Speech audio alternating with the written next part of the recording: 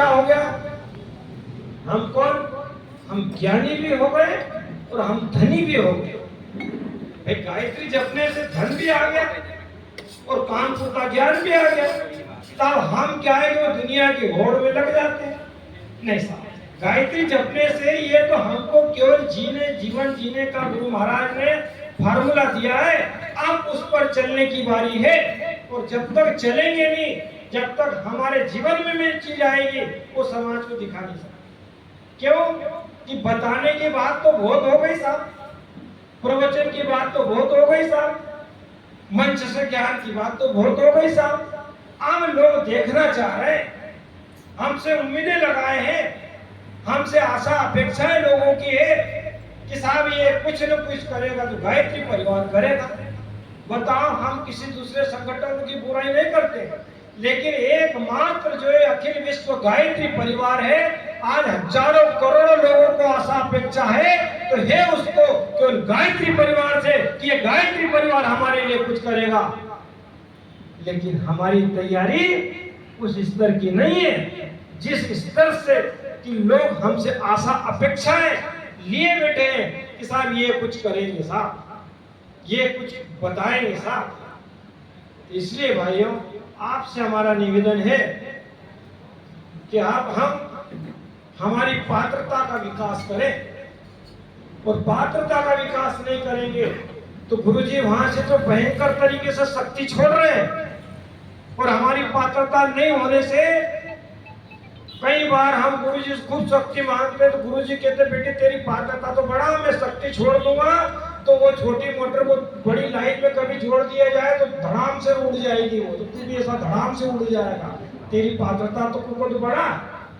इसलिए भाइयों, अब एक ही चीज मांगे कि भगवान गुरुजी आपने इस माटी के पुतले से पात्रता का विकास करके भगवान आप उस योग्य बना दो जो आप चाहते हैं। तो फिर हम जैसा चाह रहे हैं कि ऐसा करना चाहिए, गुरुजी के सब में तड़प है, गुरुजी के हर भाई बहन में तड़प है। रोज सोचता है कि आज मेरे को भगवान का काम करना चाहिए, यार ये करना चाहिए, वो करना चाहिए, पर हम इसलिए नहीं कर पाते हैं कि हमारे अंदर उपासना का और स्वाध्याय का कमजोर पलड़ा है। लोग पहले कांटे काटने जाते थे कि नहीं, तो वो निशाने, वो कुल्हाड़े को दराते को निशानते थे। पहले देखा था हमारे बाबूजी, पाटीदार बाबूजी जाते पहले ऐसा करते थे, खूब निशानते थे कि क्यों आज मेरे को कांटे काटने जाना है। धार अच्छी लगाते थे, किस पे? वो धराते पे, और धार लगा के जाते थे, एक बार में तो धड़ाम से अलग। और धार नहीं लगी तो वो एक ही को बार बार 50 बार मारेगा, वो काम नहीं होगा। तो हमारी स्वाध्याय की और हमारी एक घंटे की उपासना की नियमित धार लगा के जाए और फिर मैदान में कूदे, कभी ऐसा हो ही नहीं सकता ना सफलता मिले, सफलता ही मिले। लेकिन हमारे भाई लोग निराश हो जाते हैं, हताश हो जाते हैं। तो कहीं ना कहीं हमारी कमजोरी है, कहीं ना कहीं हमारी कमी है, कहीं ना कहीं हम इस स्तर के नहीं उतर रहे। जिस स्तर से गुरु महाराज हमको बनाना चाहते हैं, जिस स्तर से गुरु महाराज ने हमसे आशा अपेक्षाएं लगा रखी है, उस स्तर का अभी हमारा प्लेटफॉर्म बना नहीं है। क्यों कि अभी तक हमने लक्ष्य और उद्देश्य को नहीं समझा कि मेरे को क्या करना चाहिए और मैं इस धरती पर क्यों आया हूँ, मेरा उद्देश्य क्या होना चाहिए।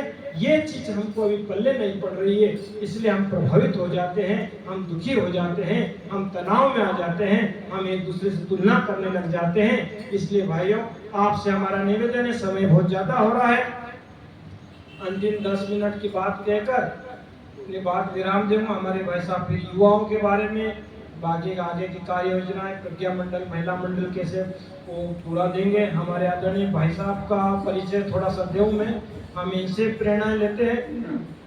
अभी 5 साल पहले इनकी सरकारी जॉब नहीं थी, तो इन्हें इंग्लिश की कोचिंग चला गया। हम इसलिए नहीं कह रहे कि